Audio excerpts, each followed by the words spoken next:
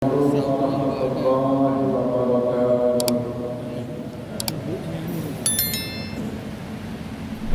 Alhamdulillah, alhamdulillahilladzi ja'ala al-ilma tahara lin-nufus wa nuran lil-basair wa hadiyan ilal jannah. Asyhadu an la ilaha illallah wahdahu la syarika lah wa asyhadu anna Muhammadan abduhu wa rasuluhu shahidul burhan. Allahumma shalli wa sallim ala rasulika al-karim Muhammad sallallahu alaihi wasallam wa ala alihi wa ashabihi wa man tabi'ahu bi ihsanin ila yaumiddin. Summa amma ba'du. Puji dan syukur senantiasa dan tidak pernah bosan-bosannya kita panjatkan kehadiran Sang Maha Pencipta Allah Subhanahu wa Ta'ala, yang mana dengan limpahan karunia-Nya, rahmat-Nya, hidayah-Nya, serta anugerah-Nya kepada kita semua, kita kembali masih diberi kesempatan, kesehatan dan usia panjang oleh Allah untuk sama-sama dan senantiasa mengabdikan diri kita di jalan-Nya dengan menjalankan segala perintah-Nya dan menjauhi semua larangan-Nya. Salawat dan salam juga tidak pernah terputus kita haturkan kepada junjungan alam Nabi besar Muhammad sallallahu alaihi wasallam, di mana beliau telah bersabda dalam satu hadisnya, "Man arada dunya ba'da ilmi wa man arada al-akhirata ba'da ilmi wa man arada ma ba'da ilmi." Barang siapa yang mau bahagia hidupnya di dunia, maka caranya dengan ilmu, dan barang siapa yang mau bahagia di akhirat, juga caranya dengan ilmu. Dan bagi barang siapa saja yang mau bahagia di dunia dan akhirat, juga caranya dengan ilmu pengetahuan. Bapak Ibu kaum muslimin dan muslimat, jamaah sholat maghrib dan juga isya yang dimuliakan oleh Allah, mari pada kesempatan malam yang penuh dengan kemuliaan ini, sambil dari kita niat iktikaf di rumah Allah, mari sama-sama kita kembali melanjutkan pengajian fikih kita dengan kitab Al-Fiqhu Islami wa Adillatuhu karya Syekh Wahbah As-Suhaimi rahimahullahu ta'ala. Dan insyaallah pada kesempatan malam ini kita kembali akan melanjutkan bahasan kita dalam bab muamalah dengan pasal pembahasan berikutnya, Al-Faslu Al-Ashiru, pasal pembahasan yang ke-10 setelah pada pasal pembahasan ke-9 yang lalu kita telah menjelaskan panjang lebar ahkam aktivitas, hukum-hukum syariat yang berkaitan dengan akad perwakilan.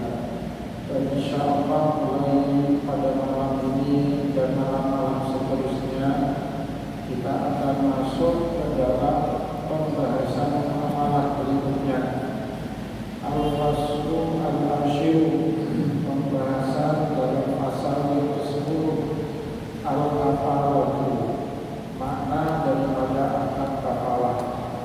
Kita sering mendengar kata-kata kafalah dalam kehidupan kita. Tentu kita kemudian bertanya, apa yang dimaksud dengan kafalah tersebut yang sering sehari-hari kita dengar?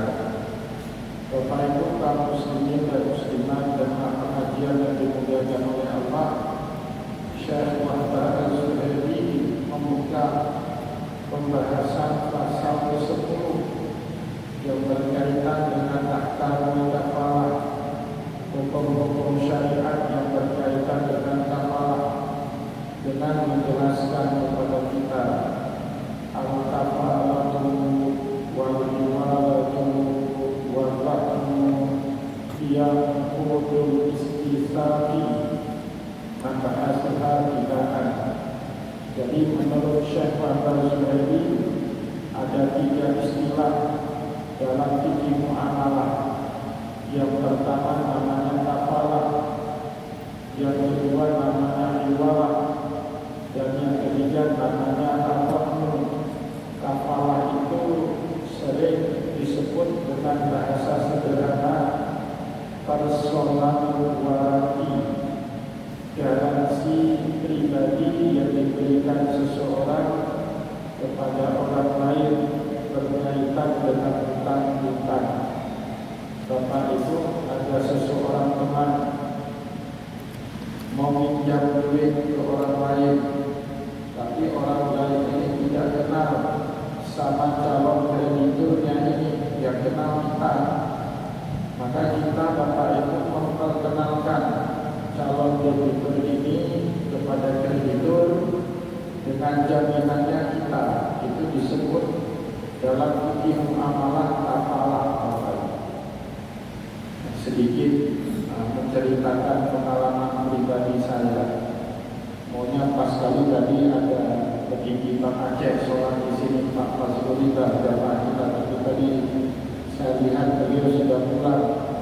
Dalam tahun ini Bapak itu ada 12 orang jamaah pengajian kita untuk modal usaha kredit usaha rakyat. Coba urus sendiri, mungkin kurang kenal atau tidak tahu usahanya apa sama pihak Bank Aceh, kreditnya tidak cair. Tetapi kemudian jamaah ini minta bantu untuk mengkomunikasikan itu kepada pihak Bank Aceh. Tentu saya hanya mau mengkomunikasikan kalau jamaah ini sudah kenal baik dengan saya, sudah tahu orangnya bagaimana, sudah tahu keluarganya bagaimana, usaha yang dijalankannya selama ini seperti apa. Alhamdulillah Bapak Ibu, ada 12 orang jamaah kita itu ditunjukkan kredit purnya, kredit usaha rakyatnya sama pihak Bank Aceh dengan pendekatan yang kita lakukan, kita bantu. Jadi mereka memegang hubungan baik kita secara personal dengan pihak bank. Itu namanya dalam fikih muamalah kafalah. Ditanya sama kita, bagaimana orang itu? Orangnya baik, usahanya gimana? Usahanya baik, dia punya kemampuan untuk melunasi hutangnya, track recordnya bagus, tidak pernah menipu, tidak punya masalah dengan hukum, dan juga tidak pernah berkaitan dengan kredit macet, akhirnya bisa luka. Bahkan ada satu jamaah kita buat usaha pabrik es di Adia sana, tapi jaminan banknya, ampunannya itu di Banda Aceh. Kan agak ribet itu, tapi alhamdulillah kredit purnya sebanyak 500 juta rupiah dicairkan sama pihak Bank Aceh. Itu namanya kafalah. Ada personal warranty, ada garansi pribadi yang karena pendekatan hubungan kita dengan pihak tersebut, kemudian pihak kreditur, dalam contoh saya tadi pihak perbankan, mau memberikan pinjaman atau kredit usaha rakyat kepada orang yang sebelumnya belum dikenali betul track record bisnisnya atau kepribadiannya oleh pihak kreditur. Itu yang dimaksud dengan kafalah. Yang kedua Bapak Ibu, iwalah.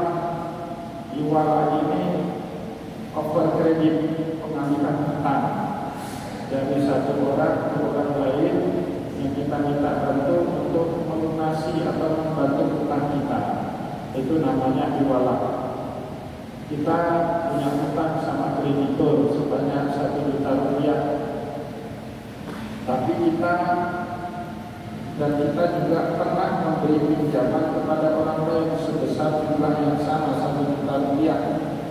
Kemudian kita minta kepada debitur kita untuk melunasi hutang kita kepada pihak yang pertama.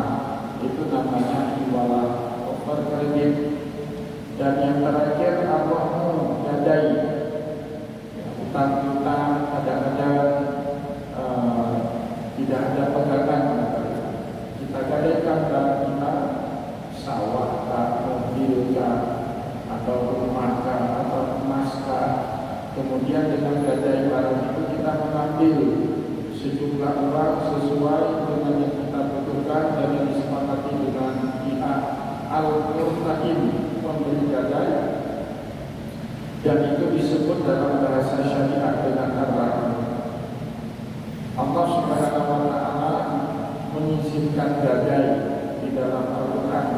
Wa in kuntum ala safarin farihanun maqbudah. Jika kalian dalam perjalanan jauh dan kalian tidak ada, fa in kuntum ala safarin wa lam tajidu katiban farihanun maqbudah. Kalian dalam perjalanan jauh dan tidak ada orang yang bisa baca tulis untuk mencatatkan hutang. Dulu Bapak Ibu jarang dan langka sekali orang yang bisa baca tulis.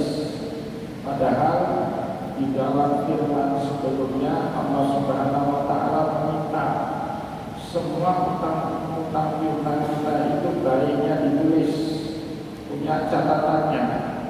Ya ayyuhalladzina amanu idza kuntum tadayantum bidainin ila ajalin musamman faktubuu. Hai orang-orang yang beriman, jika kalian melakukan transaksi hutang-hutang untuk tempo dan jangka waktu tertentu, baiknya ada catatan, baiknya ada dokumen tertulis.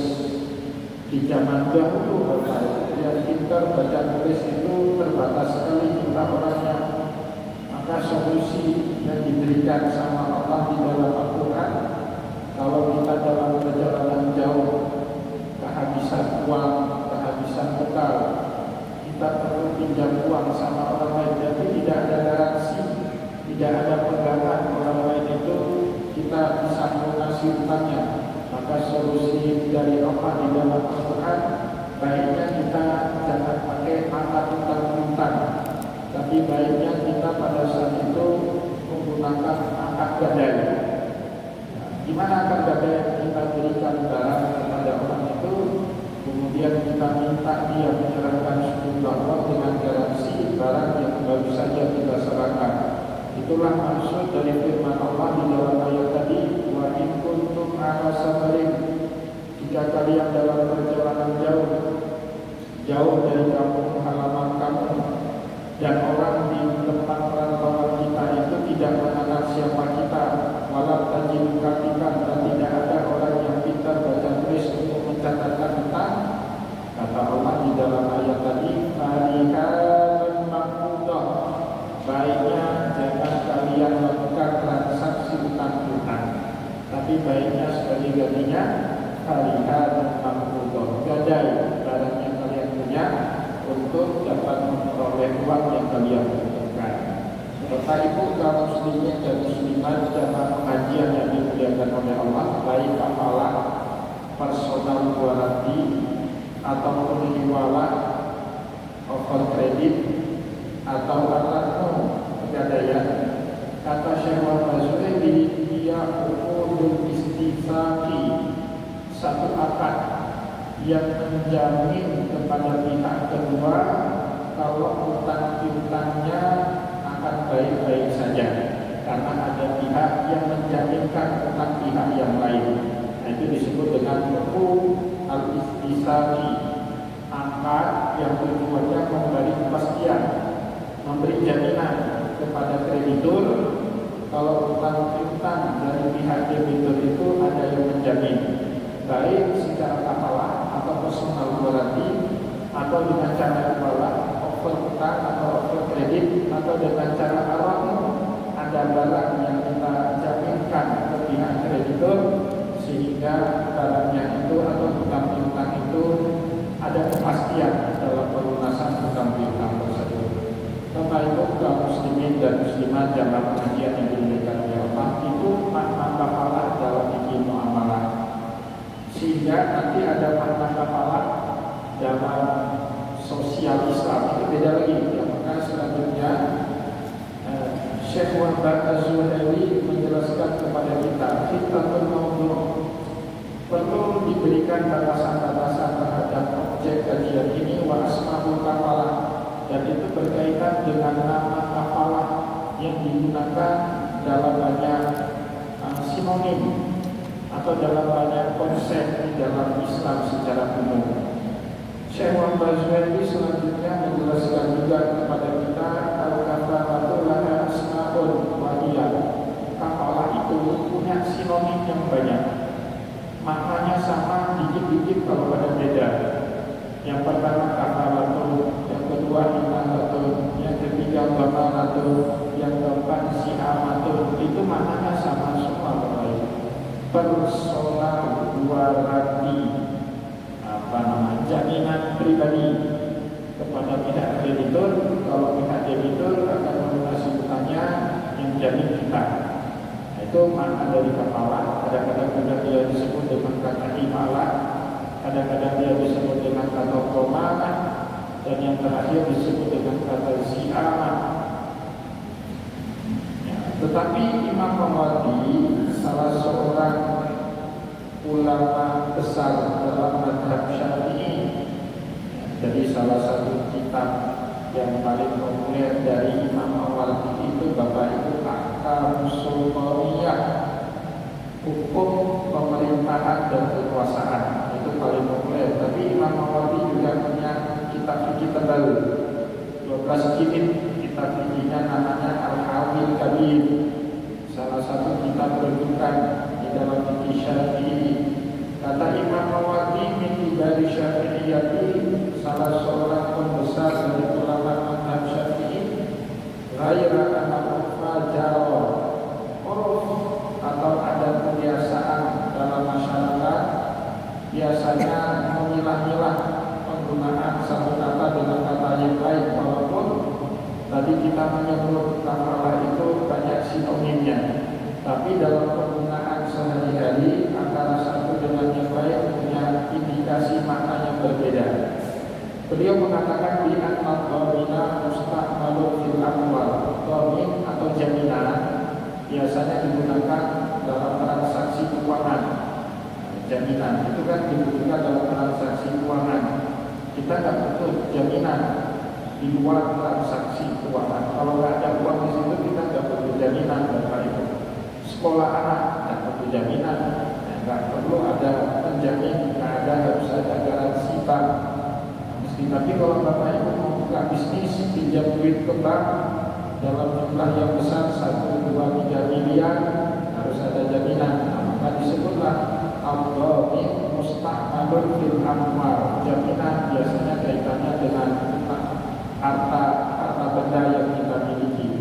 Wal hamil fidyat, sedangkan makna hamil penanggung. Ya, bahasa Indonesianya hamil itu penanggung. Itu biasanya digunakan dalam pelunasan dan pembayaran diat. Dalam Islam Bapak Ibu ada hukum restitusi namanya. Ya. Kalau dalam hukum modern itu namanya hukum restitusi, hukum pengganti kurungan, hukum pengganti hukuman fisik berupa denda uang. Bahasa Islamnya disebut dengan ad-diyah atau hukum restitusi. Itu ada yang nanggungnya. Siapa yang nanggungnya? Dalam Islam Bapak Ibu, yang pertama pelaku kriminal itu sendiri, itu yang wajib bayar diat. Yang kedua, semua orang yang berkaitan dengan ahli waris yang melakukan kejahatan itu. Kalau misalnya saya melakukan satu kejahatan, diputus sama mahkamah syariah, hukumannya bayar diat 40 mas mayam misalnya. Yang wajib bayar itu pertama saya, dan yang kedua Bapak Ibu semua ahli waris saya, ayah saya, ibu saya, saudara-saudara saya, istri saya, anak-anak saya, itu punya kewajiban yang sama. Nah, mereka yang punya kewajiban untuk melunasi diat seseorang itu disebut dalam agama hamil, namanya penanggung.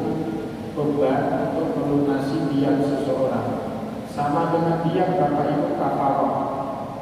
Kafarah itu bukan karena pelaku kriminal, tapi karena melanggar aturan syariat, ternyata kafarah.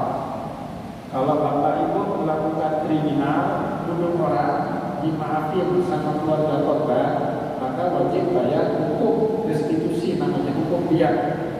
Tapi kalau kafarah itu kita tidak melakukan perbuatan dosa, tapi ada hal yang tidak bisa kita lakukan atau kita melanggar aturan syariat, wajibnya kita bayarnya bukan diat namanya, tapi kafarah. Bapak Ibu bersumpah ini itu, tapi kita tidak menjalankan sumpah kita, itu wajibnya bukan bayar diat, tapi wajibnya bayar kafarah. Nah, jadi dua hal yang berbeda ya Bapak Ibu. Jangan terbalik-balik, kafarah dengan diat itu dua hal yang berbeda. Diat itu karena pelaku kejahatan jarimat, sedangkan kafarah karena ada aturan syariat yang kita langgar. Itu namanya kafarah.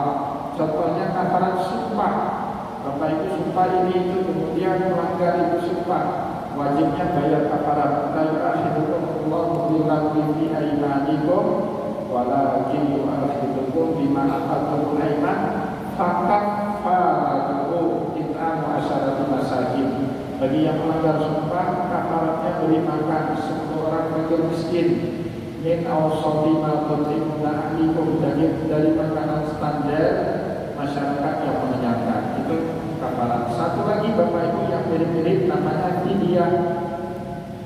Fidyah itu bahkan bukan karena pelaku kriminal, bukan hukuman sebab perbuatan kriminal, dan juga bukan sebab ada aturan syariat yang kita langgar, tetapi itu hukum pengganti saat kita tidak bisa melakukan ibadah asalnya.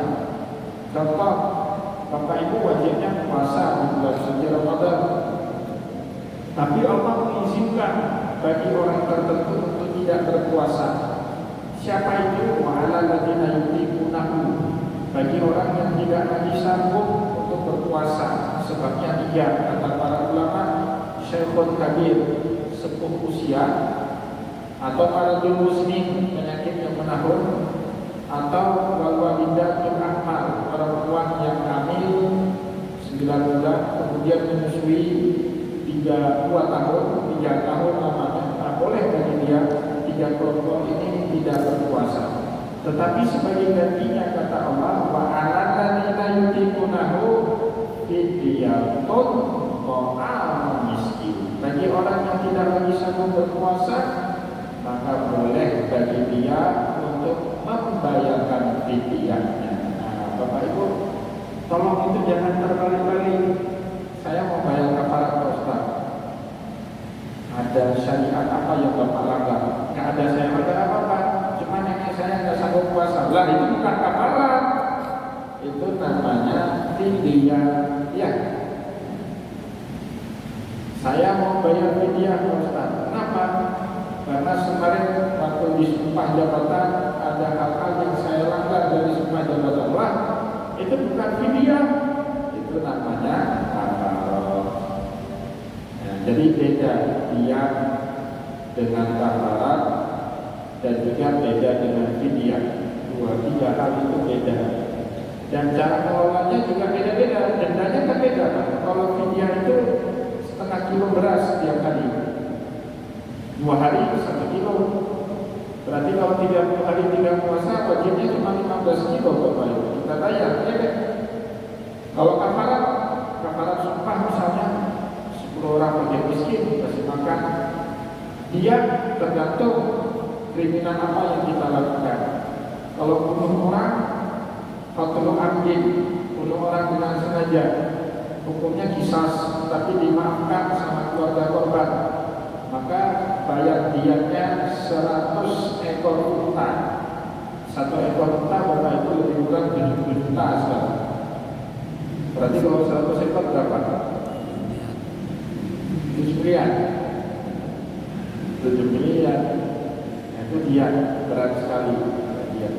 Saya pernah baca berita ada beberapa TKI, TKW Indonesia di Arab Saudi Bapak Ibu. yang dimaafin, dia pukul majikannya, dia bunuh majikannya, mati majikannya, kemudian masuk penjara, sudah mau tunggu eksekusi kisos, dipancung, tapi tiba-tiba dimaafkan sama keluarga korban. Kalau sudah dimaafkan, dia boleh bebas dengan syarat bayar diat. Tapi TKI TKW itu mana ada duit sebanyak itu, 7 miliar lebih kurang. Nah biasanya KBRI yang membayarkan, dianalisa sama atas hukum. Di KBRI itu kan ada atas hukum untuk dianalisa apakah ini orang layak dapat bantuan dari negara, dibayarkan diatnya supaya dia bisa bebas pulang ke kampung halaman. Dianalisa, kalau dikatakan dia layak, dibayar satu-satu orang itu bisa sampai 7 miliar. Itu hukum di Arab Saudi sampai sekarang masih menerapkan hukum Islam. Bapak Ibu kaum muslimin dan muslimat, jamaah pengajian yang dimuliakan oleh Allah. Jadi kata domin dipakai berkaitan dengan harta, wal hamil fidyat, penanggung dipakai berkaitan dengan diat, wazaim fil amwadil nidam. Zaim itu otoritas, dipakai berkaitan dengan jumlah harta yang banyak. Jadi penanggung, kalau orang punya utang dalam jumlah harta yang banyak, itu yang nanggungnya itu harus otoritas, tidak boleh lagi pribadi. Otoritas itu bisa badan hukum, ya. Bapak Ibu kalau bisnis dalam jumlah yang banyak, mana ada secara personal, kita melakukannya atas nama badan hukum, ya. Perusahaan, misalnya PT, atau letter of credit LC, ya kan. Bapak Ibu jual beli, ekspor impor barang ke luar negeri, jaminannya apa? LC, letter of credit, sampai barang dibuka, baru pihak bank yang disepakati mencairkan uang kepada penjual, ya. Buyer yang membeli mencairkan uang kepada penjualnya. Letter of credit itu bahagian daripada zaim dalam bahasa fikihnya, yang otoritas yang menanggung beban pihak yang lain. Beberapa bulan yang lalu Bapak Ibu ada satu teman kita, satu sahabat kita dapat tawaran menarik untuk megang distributor salah satu merek besar di Indonesia. Jadi beliau cerita sama saya bilang, oh bagus itu bisnis. Jadi ada merek besar dipercayakan kepada dia menjadi pemegang distributor tunggal untuk wilayah Banda Aceh dan Aceh Besar, Sabah. Bagus, saya bilang ambil. Ya Pak Ustaz, bagus, tapi bank garansinya besar sekali. Berapa? 7 meter. Wah, kan harus ada bank garansinya. Kalau udah 7 meter, Bapak Ibu 10 meter, itu nggak bisa lagi personal, otoritas. Ya, seperti bank atau lembaga keuangan syariah atau lembaga keuangan yang seperti asuransi, ya, dan lembaga-lembaga keuangan yang lainnya. Itu disebut dengan az-zaim, otoritas yang menggaransi utang-utang dalam jumlah yang besar. Wal kafiru fil nufus, begitu juga nanti di dalam Islam ada namanya al-kafir fil nufus yang berkaitan dengan santunan jiwa. Itu di kampung yang sudah melakukan itu Bapak Ibu, kampung Pinang. Di kampung Pinang itu ada namanya kafalah santunan buat orang-orang yang mau mengasuh anak yatim atau anak duafa atau anak kaum mustadhafin yang ada di kampung itu. Bapak Ibu yang dimuliakan oleh Allah, anak yatim itu sebenarnya yang paling berhak mengasuh dia kan walinya. Jadi sebenarnya Baitul Mal nggak boleh langsung bantu anak yatim, kecuali jika anak yatim itu punya wali yang juga sama-sama miskin, itu baru dilayak dibantu. Tapi kalau walinya itu direktur Pertamina, nggak boleh bantu, Pak. Kenapa? Yang wajib menanggung biaya anak yatim itu walinya. Jadi selama ini seolah-olah ada yatim, wali nggak punya beban tanggung jawab. Salah itu dalam syariat. Wali Bapak, kalau kedua orang tua atau salah satu orang tua dari anak yatim itu meninggal, yang paling bertanggung jawab kepada anak yatim itu wali. Tapi sering juga kita dengar dalam kehidupan kita di Banda Aceh ini, walinya hancur, walinya lari dari tanggung jawab. Terus siapa yang ngasuh anak yatim ini? Jika pihak di luar perwalian yang mengambil alih hak asuh dari seorang anak yatim, itu disebut dengan kafir atau kafalah, berkaitan dengan pengasuhan jiwa seseorang. Jadi banyak penggunaan istilah ini di dalam syariat. Wasabir fil jami, dan kata asabir dalam semua urusan tadi. Orang yang menanggung atau memberikan garansi kepada orang lain kan dia harus sabar, ya kan? Bapak ibu asuh anak orang harus sabar. Bapak ibu nanggung biaya orang harus sabar. Bapak ibu nanggung utang orang harus sabar. Tadi saya cerita ada 12 orang jamaah kita, saya bantu terus kurnya keluar. Ada satu jamaah dia dapat kur 110 juta, tapi waktu bayar sering potong-potong. Awal bulan, akhir bulan, awal bulan potong-potong ya. Pihak bank tadi sampai tanggal 15 belum bayar. Teleponnya ke siapa? Saya Pak. Ini jamaah tidak yang baju loh. Aduh, sakit kepala lagi. Sakit kepala betul. Kita udah bantu dia. Kadang-kadang ada. Ya, biasalah Pak. Dalam satu keranjang apel ada satu buah yang kusut, itu kan biasa ya. Kita pikir ini wah ini baik. Semua ini jamaah pengajian. Ternyata ada satu buah yang nggak beres juga. Kalau dia betul-betul bayar kreditnya, pihak bank itu telepon saya. Nanti boleh, kalau nggak percaya habis pengajian saya kasih nampak WA-nya pihak apa itu, lending ya, pihak lendingnya orang Bank Aceh itu. Kalau ada betul-betul sudah di atas tanggal 10 dia nggak bayar, pasti orang itu teleponnya saya. Tolonglah bilang sama aja.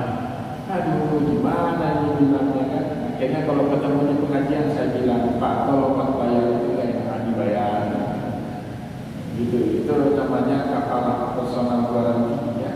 Bapak Ibu kaum muslimin dan muslimat jamaah pengajian yang dimuliakan oleh Allah.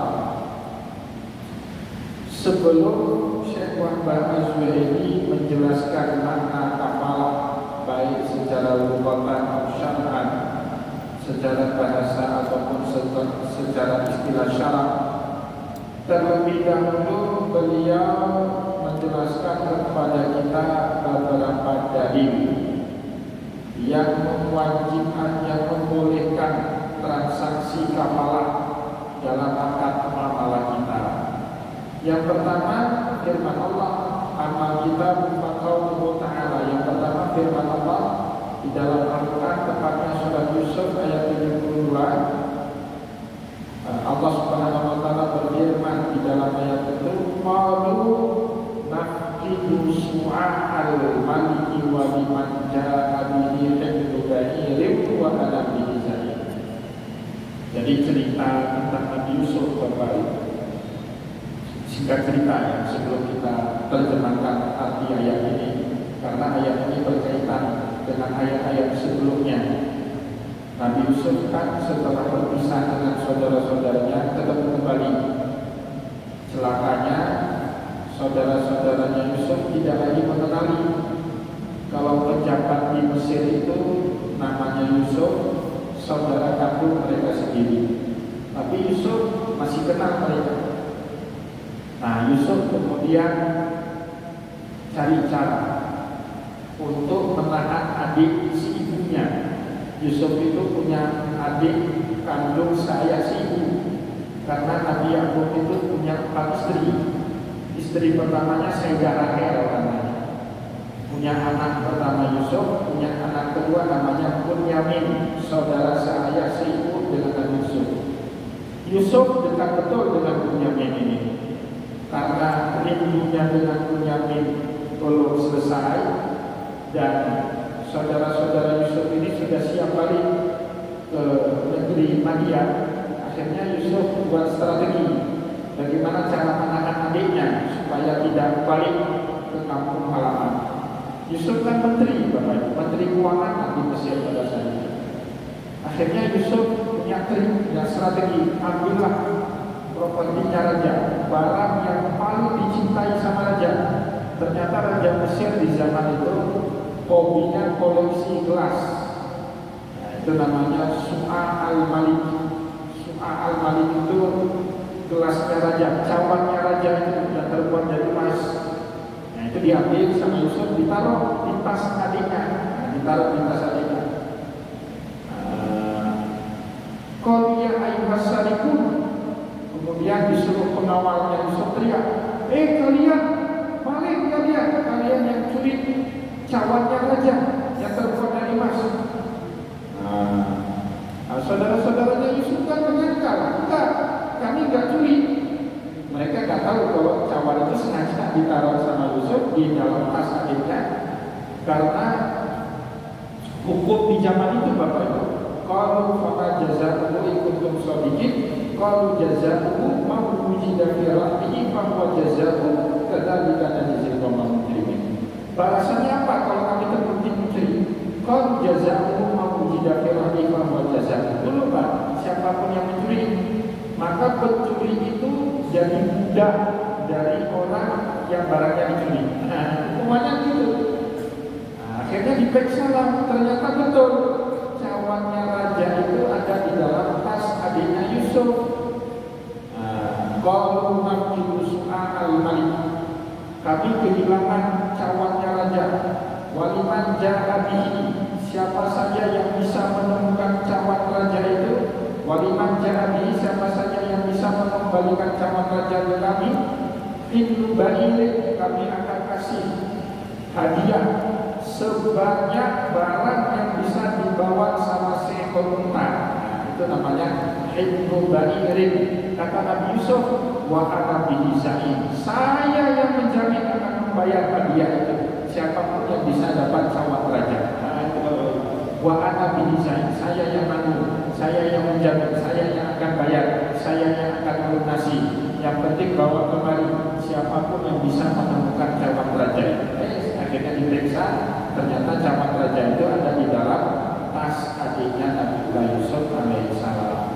Dari ayat inilah kemudian para ulama menyimpulkan apa? Memberikan garansi kepada orang lain untuk kita jamin kita yang akan melunasinya itu boleh di dalam agama. Nah, dan itu termasuk dalam kitab wa ta'awanu 'alal birri wa taqwa wa la ta'awanu 'alal ismi wal 'udwan. Bahwa menolonglah kita dalam perbuatan baik dan takwa, dan jangan pernah tolong-menolong dalam perbuatan dosa dan permusuhan. Tapi yang ini Bapak Ibu, karena di zaman kita ini zaman akhir zaman, lihat-lihat orang yang kita bantu itu penting. Bapak Ibu, kalau ada seekor singa atau seekor macan jatuh ke sumur, Bapak Ibu tolong nggak macan itu? Tolong. Kenapa? Tolong. Kasihan kan macan itu, kenapa Bapak tega tolong?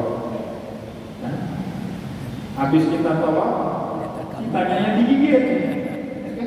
Lihat kita apalagi gendut, banyak daging, baca doa ya Allah beri mana limpahan santan. Ya kan? Tapi kalau yang jatuh ke dalam sumur itu kambing, tolong nggak?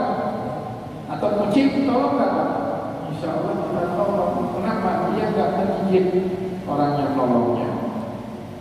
Nah, di zaman kita gitu Pak, ada orang yang kita tolong, dianya yang gigit kita dari belakang. Jadi zaman gila ini, ya kan? Bapak Ibu nolong orang pun, lihat-lihat di zaman ini Bapak Ibu. Setelah kita nolong orang, ya dia pula gigit kita, ya kayak kita nolong macan, ya. Dia yang gigit kita. Itu penting juga untuk jadi bahan perhatian kepada kita semua. Bapak Ibu kaum muslimin dan muslimat dalam pengajian yang dimuliakan oleh Allah, kita cukupkan dulu bacaan kita pada kesempatan malam ini. Insya Allah pada pertemuan yang akan datang kita akan lanjutkan kembali bahasan kafalah kita ini dalam kehidupan sehari-hari, dalam bermuamalah sering. Kadang-kadang kita agak terhindar, perlu garansi dari seseorang untuk kita dapat akses permodalan, akses uang. kalau istilah itu punya bankable, punya akses ke perbankan. Ya, ada orang yang menjaminkan kita itu penting, itu namanya kafalah dalam fikih muamalah. Semoga apa yang telah kita sampaikan tadi bermanfaat kepada kita semua. Saya mohon maaf jika ada yang tidak berkenan. Wassalamualaikum warahmatullahi wabarakatuh.